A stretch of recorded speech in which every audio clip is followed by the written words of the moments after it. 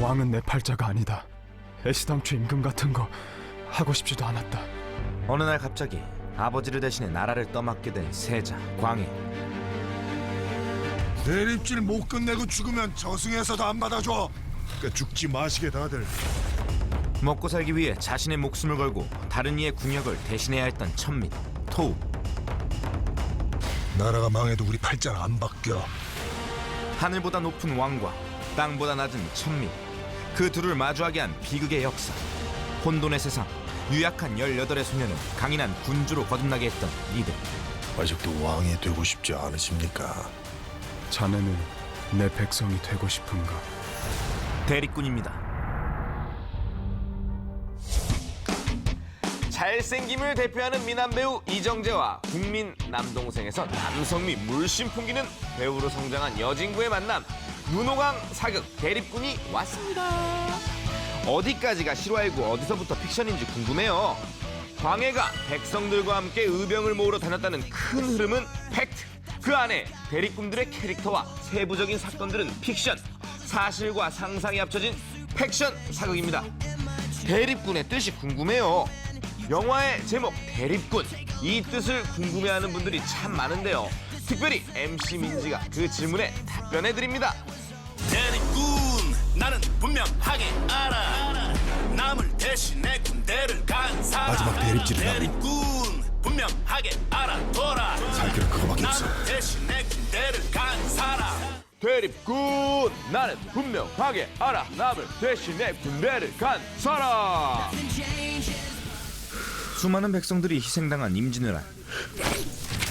그 참혹한 전쟁을 최전선에서 온몸으로 겪고 있는 이들이 있습니다. 제대로 된 갑옷도 갖추지 못한 채 관군의 방패막이가 되어 그저 살기 위해 칼을 휘두르는 이들. 나 조선인이요, 조선인. 그 무리의 수장 토우. 양반의 군역을 대신 치러야 하는 이들은 대립군이었죠. 문지촌 박평도 대리. 나요. 평달촌의 남태동이. 뭐야, 도망갔어? 죽었어. 아, 죽긴 누가 죽어? 네 놈들은 죄다 헛개비야. 목숨값이나 제대로 쳐주던가 중간에서 양껏 헤쳐먹으면서 이런 씨.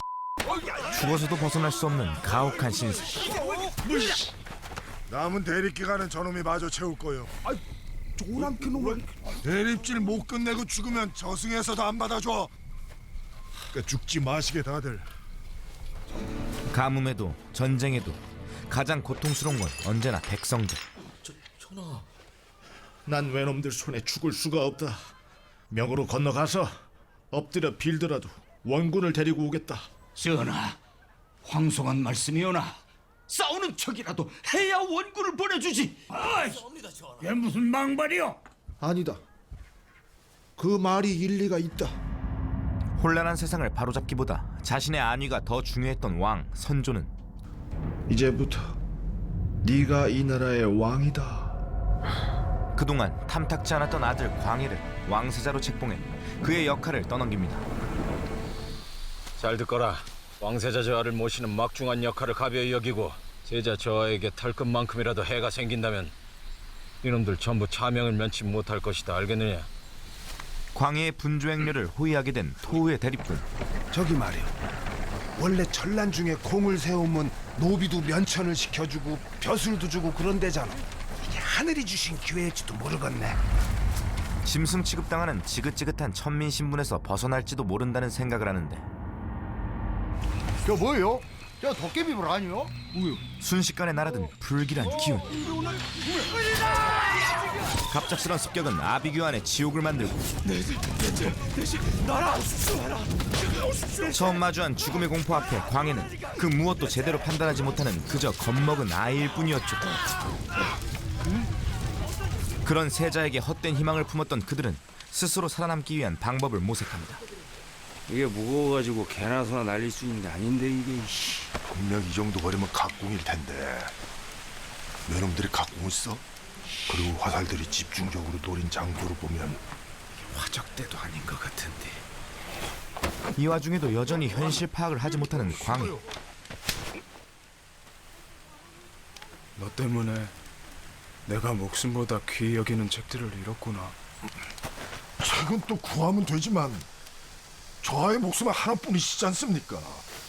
내가 목숨보다 귀히 여긴다지 않았느냐? 많은 병사를 잃은 이들은 습격을 피하기 위해 험준한 산길로 행렬을 이어가는데 찾을 수 없을 거라 생각했던 험한 숲길까지 따라붙은 의문의 자객. 광해를 더 위험하게 만드는 건 방향 감각마저 잃게 한 죽음의 공포. 그리고 그것은 자객에겐 절호의 기회였죠.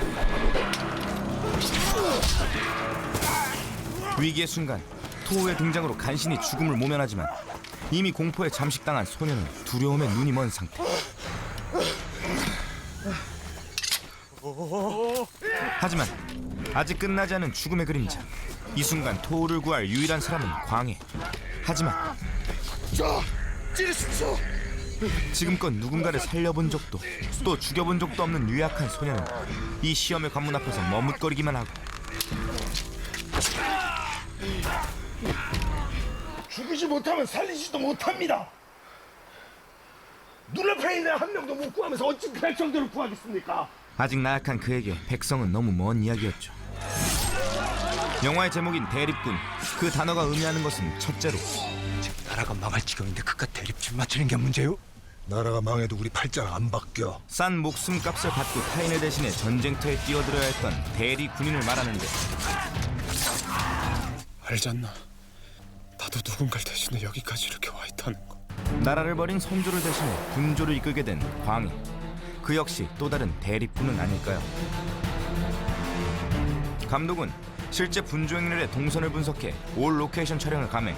길 위에서 겪는 고통과 힘든 모습이 실제로 영화에 좀 담겼으면 좋았겠다 이런 생각이 들었기 때문에 이런 데를 어떻게 찾으신 거야? 잔인한 전쟁 속에서 주인공들이 겪는 고생을 생생하게 그려내 관객들이 그들의 감정에 더 몰입할 수 있죠. 이런 험한 산길에까지 숨어들었건만 우리 중에 내 동자가 있는 거겠지요. 짚히는 거라도 있는 게냐? 뭐 좀 본 거 좀 있어? 토우는 내부 첩자의 존재를 의심하게 되고 시킨 대로다가 한참을 뒤에서 쫓아가고 있는데 나무에 종이를 묶고 있더라고요. 그래서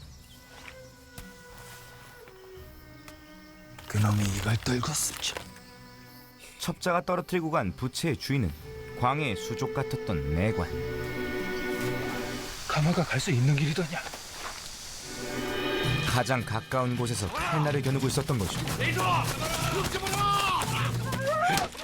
믿었던 이의 배신. 하지만 그보다 더 충격적인 사실은 신성군 쪽이더냐? 그쪽에 붙은 서인들의 짓이었다. 혹시 임해군이냐? 본인이 서자인 주상께서 또다시 적통이 아닌 서자 출신을 어찌 또 왕으로 앉힐 수 있겠나이까? 마음 깊은 곳에서 아버지 선조가 자신을 죽음으로 내몰지 않았다고 믿고 싶었던 광해는 듣고 싶지 않다. 멈춰라. 아니 들어야 합니다. 그래야 저희가 삽니다. 부질없게도 귀 막고 눈 감으며 드러난 진실을 계속 외면하려 하지만 이미 그의 영리는 건드려지고 말았죠. 듣기 싫다니까! 세자와 천민, 천지가 개벽해도 바뀔 수 없는 신분. 그러나 누군가의 대리인으로 살아야 하는 같은 운명. 그들은 이제 누군가의 대리가 아닌 자기 자신으로 살기 위해 또 다른 전쟁을 시작합니다. 이제 남이 아니라 우리 자신을